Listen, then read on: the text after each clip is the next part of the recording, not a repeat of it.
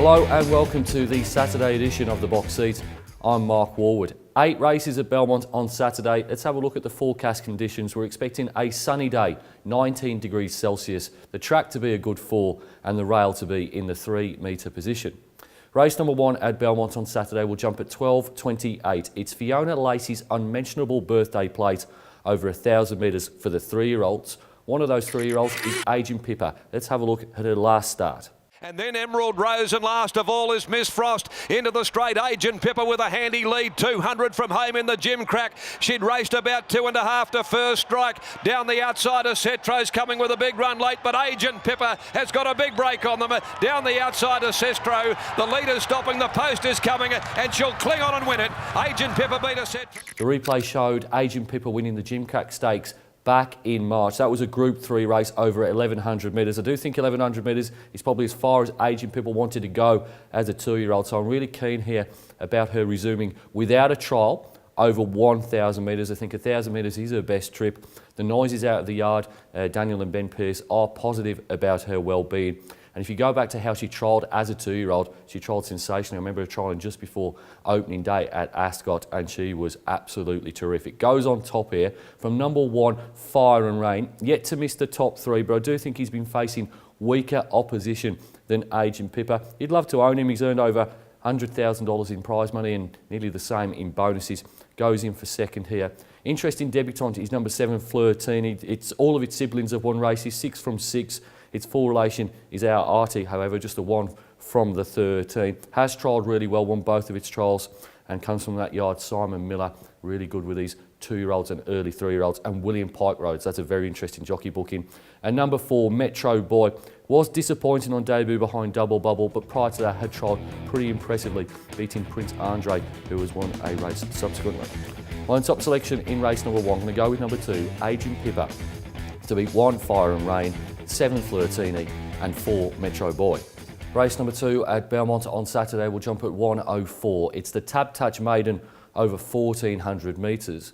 The replay horse can look at the first up effort of Petrosity.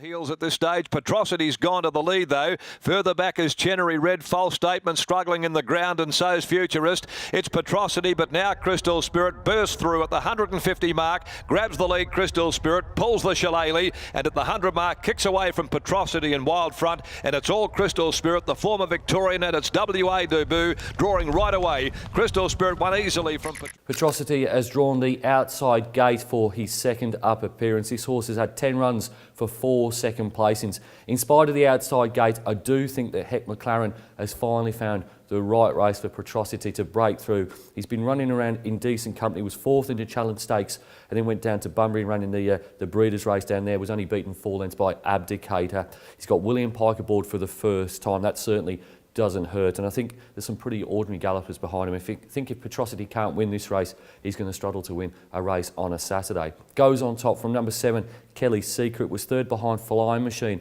last start. Didn't have the greatest of luck in that race. I think it can probably turn the tables with others who reappear here. Number 5, Ukbar Ted, was a long neck off breaking his duck in a maiden on his latest appearance when behind Lady Hawk. Prior to that had been beaten nearly 9 lengths by Yindi. And then number 3, Geograph Bay, that was the horse I was kind of referring to in my comment about Kelly Secret. He finished 2nd in that race, but I'd expect Kelly Secret with a bit more luck in running to turn the tables on this horse, who's now run 3 seconds in a row. My top selection in race number 2, I think it's time for number 1, Petrosity, to beat 7, Kelly Secret, 5, Ukbar Ted and 3, Geograph Bay. Race number 3 at Belmont on Saturday will jump at 1:44. It's the Le Grand Galaxy Handicap over 1,600 metres. The replay horse can look at Taxidermy, finishing 4th on the 8th of August. Great, and they're being followed down on the inside by Skilled Hunter. Altamont, Time to Hunter, saved up many lengths as well at the 250, and Sense of Power quickly joins Juicing Carrots, and Thunderclap Newman still there. Time to Hunt, Skilled Hunter deeper out, Taxidermy, Duck Feet runs on at the 100 though. Juicing Carrots is giving plenty, fights off Sense of Power. It's Juicing Carrots under hard riding, and Juicing Carrots.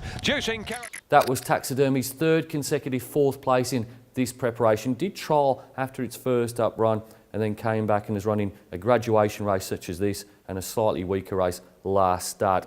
I do think he's found the right race here. He gets the inside gate And looking at the likely weather we're going to experience over the next couple of days into Saturday, I think he strikes a dry track for the first time this preparation. He's really, really tough. I think he won't be too far away from the speed, and I hate betting against him. So he goes on top here, Taxidermy. From number 4, Frio, really quality galloper, this lad. He's really going through the grades quite nicely. I'm just concerned as to where Frio will get to in the run. I don't think they'll go particularly hard, and unlike Taxidermy, I do think he probably would prefer a softer track than we're going to get on Saturday. Number 1, Sensing Power, rises in grade despite being a beaten favourite last start when beaten by Juicing Carrots, who we'll see later on the Belmont programme. And then number 7, Every Mile and Memory, did win at Pinjarra last start, but I've got the rating out that race being much lower than this contest here, beat Bardsey, who hadn't been able to win in town either.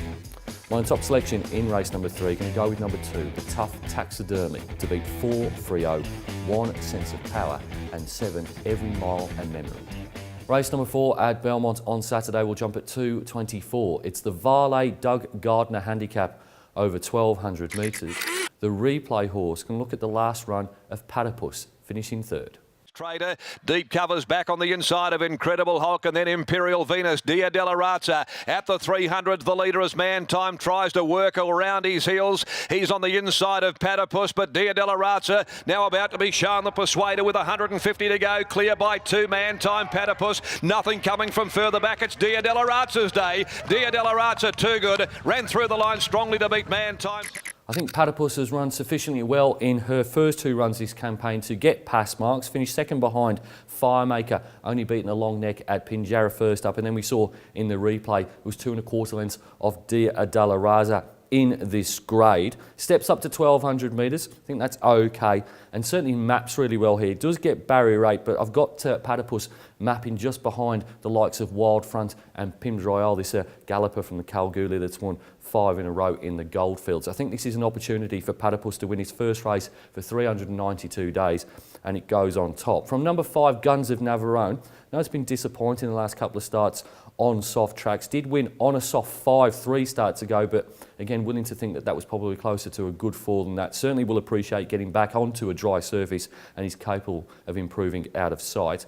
Rates quite closely to number 4, Nashville Cat. That's from 2 starts ago when they raced over 1,200 metres on that soft 5. There was only a short half head between them that day. I don't think there'll be too much between them here as well. And then there's number 2, Big Caroline. This is a heavy track specialist. Really appreciated the soft going that's encountered in Perth on his last couple of starts. He's in really good form though, Big Caroline. He's down in grade from where she usually runs, so willing to put her in the minors, although I think she probably needs a wet track to win.